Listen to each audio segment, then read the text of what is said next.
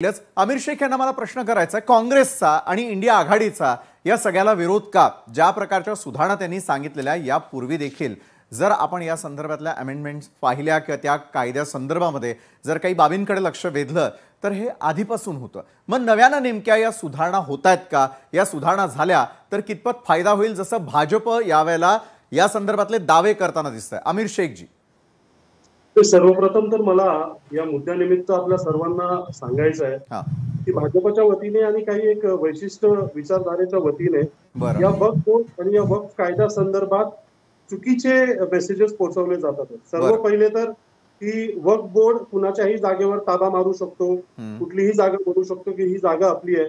त्यानंतर मुस्लिम समाजाचा कुठलाही व्यक्ती जमिनीच्या माध्यमातून अमाप पैसा कमवतो।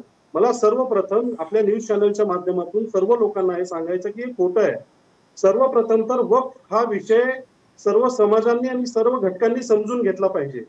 वक्फ म्हणजे एखादा मुस्लिम व्यक्ती जर स्वतःची जमीन अल्लाच्या नावाने किंवा सर्वसामान्य मुस्लिम समाजाच्या लोकांसाठी, त्यांच्या हितांसाठी, कॉलेजसाठी, इन्स्टिट्यूटसाठी व काही समाज उपयोगी कामासाठी त्यांना अल्लाच्या नावाने ती जमीन सरकारला द्यायची असेल तर त्याला वक्फ करता येतं।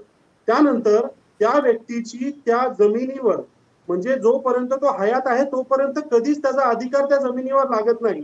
त्यानंतर वक्फच्या अंतर्गत ती जमीन येते।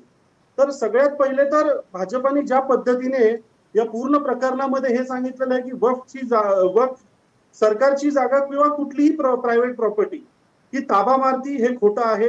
हे मला जाहीरपणे याचा निषेध करायचा आहे आणि आम्ही यासाठी या पूर्ण विधेयकाचा विरोध करतोय, कारण की या विधेयकाच्या माध्यमातून भाजप आणि केंद्र सरकार त्यांचे 3 मनसुबे पूर्ण त्यांना करायचे आहेत। सर्वात पहिला मनसुबा की मुस्लिम समाजाचा या देशातील अस्तित्व त्यांना संपवायचं आहे।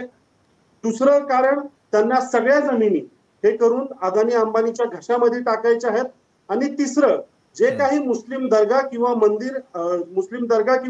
मस्जिदी आता आहेत त्या मंदिरांमध्ये त्यांना कन्वर्ट करायच्यात आणि हिंदू मतांना दाखवायचंय की बघा आम्ही मुस्लिम समाजाच्या मस्जिदी आणि दर्गा आम्ही हिंदू मंदिरांमध्ये कन्वर्ट केल्या।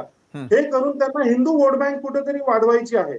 आणि हे सगळं करत असताना मला आपल्या सर्वांना सांगायचंय की मागच्या 10 वर्षापासून ज्या पद्धतीने मायनॉरिटीजला या राज्यामध्ये आणि देशामध्ये टार्गेट केलं जातं, मुस्लिम समाजाच्या लोकांवर कुठल्याही प्रकारचा गुन्हा दाखल झाला तर त्याच्यावर बुलडोजर आणलं जातं, परंतु कोरटकर आणि सोलापूरकर सारखे व्यक्ती जर छत्रपती शिवाजी महाराजांबद्दल काही बोलत असतील तर त्यांना सरकार संरक्षण देतं। म्हणजे हा कुठला न्याय? मला आपल्या न्यूज चॅनलच्या माध्यमातून भाजपच्या प्रवक्त्यांना हा प्रश्न विचारायचा आहे। बरं, परिणय फुके यांच्याकडनं उत्तर घेण्याआधी मात्र मी यावेळेला आता उद्धव बाळासाहेब